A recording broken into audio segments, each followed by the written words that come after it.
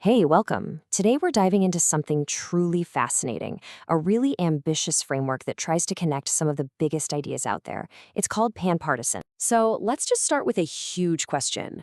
What if that age-old battle between science and spirituality, what if it's all just a big misunderstanding? What if they're actually just two different languages trying to describe the very same reality? Well, that's exactly the question Panpartism sets out to answer. It's a modern, science-based idea that wants to tie ancient wisdom, our spiritual beliefs, and, yeah, even paranormal stuff directly to the physics of Einstein's relativity. It's a seriously bold claim, so let's dig into how it even tries to pull that off. What's really interesting here is that the people behind it say panpartisanism wasn't, engineered to fit some theory they already had. They claim it just, well, it revealed itself once they started following one really radical idea all the way to its logical conclusion. Okay, so where does this whole journey start? It actually begins with physics, but with a major twist. The first move is to make a really simple but totally radical assumption about what the soul actually is. To get this, we need a quick physics refresh.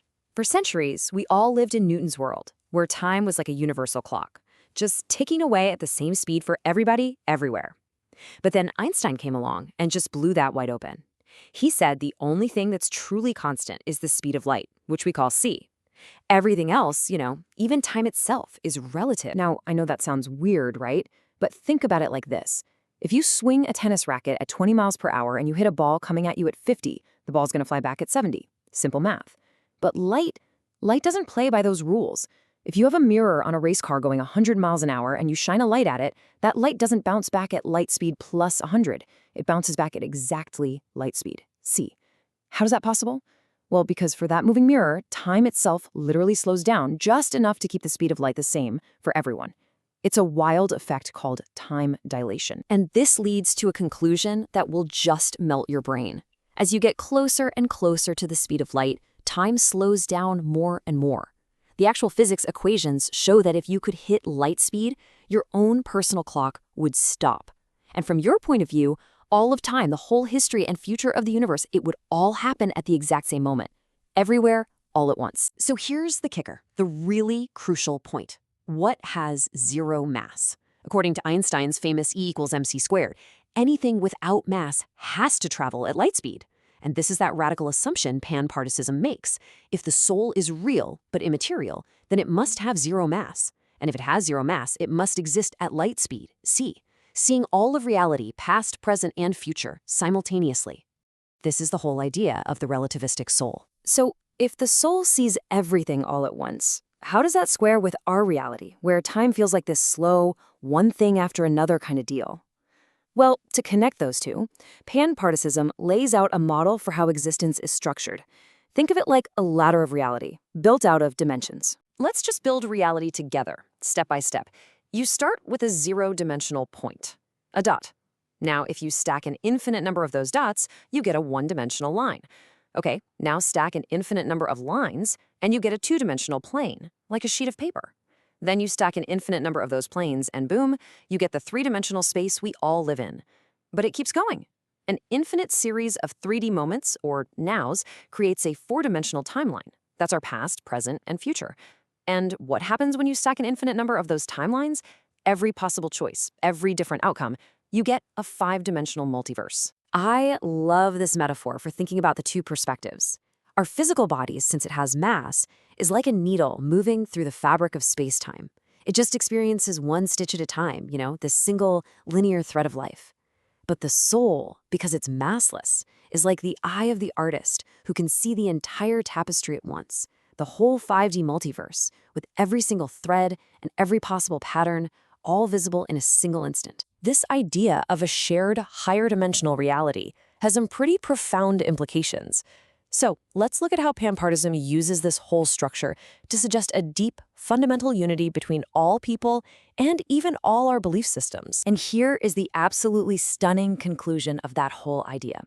If every soul is massless, then physics says they all have to occupy the exact same single coordinate at light speed, a point that exists outside our normal space and time.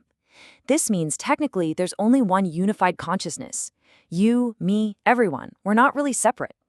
We are billions of unique 3D slices of one single higher dimensional being, each one experiencing reality from a slightly different angle. And this idea that we're all one might sound pretty out there, but it's not new at all. It is literally the core ethical teaching in almost every major world religion. It doesn't matter if it's the Christian golden rule, a very similar teaching in Buddhism, or a basic principle in Islam, the message is always the same. They're all just different ways of saying one profound truth. Treat other people the way you want to be treated, because on some fundamental structural level, they are you. So panpartisanism isn't telling you to ditch your religion or beliefs. Not at all. Actually, it's the opposite. It encourages you to celebrate them. The idea is that the differences between faiths, the stories, the cultures, the rituals, that's the beautiful, unique journey that each tradition takes. But the similarities, those core truths like the golden rule, that's what reveals the underlying structure of reality itself. Now, this framework connects science and spirituality, but it doesn't stop there. It also gives us a totally new lens to look at phenomena that mainstream science has usually just written off as impossible. And this is where something called the holognostic approach comes in. It's a cool word. Holos for whole, and gnosis for knowledge. And the whole idea is that all information, all data, should be on the table for investigation. Even personal experiences that you can't really measure in a lab. We're talking about near-death experiences, ghosts, UFO sightings, you name it. Instead of just dismissing all that data, panpartisanism says, hey, let's actually analyze it for patterns. Let's take near-death experiences. One of the most common things people report after being clinically dead is seeing the room or themselves from multiple angles at the same time. Now, in our normal 3D world, that's physically impossible, but it is a perfect, literal description of what it would be like to see reality from multiple reference frames at once, a state that relativity says is only possible if you're at light speed, c. It's a pretty compelling piece of anecdotal data that just happens to fit the model perfectly. You can apply the same kind of thinking to UFOs. For decades, reports have described objects that appear and disappear in a blank or make these impossible right-angle turns that would crush any pilot. Instead of assuming they must have some kind of unbelievable propulsion system, panpartism reframes the whole question. What if these aren't physical ships from another planet, but manifestations of a massless, pan-dimensional consciousness just popping into our 3D world? For them, at light speed c, going from one point to another takes no time at all. This is all really fascinating, cosmic-level stuff. But so what? How does any of this affect us, right here, right now, in our daily lives? Well, the final piece of this whole puzzle brings it right down to a super personal level. The power of our choices. Panpartism suggests a system it calls dimensional ethics. And the core concept is that every single choice you make, from the tiny to the huge, isn't just a metaphorical fork in the road. It's a literal act of navigation. Each decision actually moves you along that fifth dimensional axis we talked about, literally shifting your entire conscious experience into a slightly different timeline, for better or for worse. And this way of thinking gives immense power to things like forgiveness. You know Newton's cradle, right? Where one ball hits and creates this long chain reaction? Well, an act of harm can be like that, rippling through families and generations.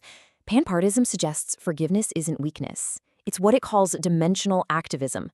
It's like reaching your hand in and stopping that destructive clicking back and forth. You choose to absorb the impact instead of passing it on.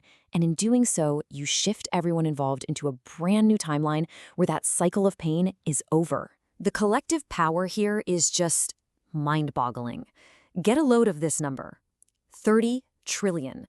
That's how many collective jumps into better, more positive timelines we could make every single year if every single person on Earth just made 10 good decisions a day. Just 10. A smile, a moment of patience. These aren't just small acts of kindness. They add up to a truly massive, reality-changing force. So the bottom line is this. Panpartism isn't just a cool theory about the universe. It's really a framework for taking charge of your own life. It suggests that reality isn't something that just happens to you. It's something you are actively co-creating with every single choice you make. Which leaves us all with a pretty big question, doesn't it? Every choice you make steers reality. So, where are you headed?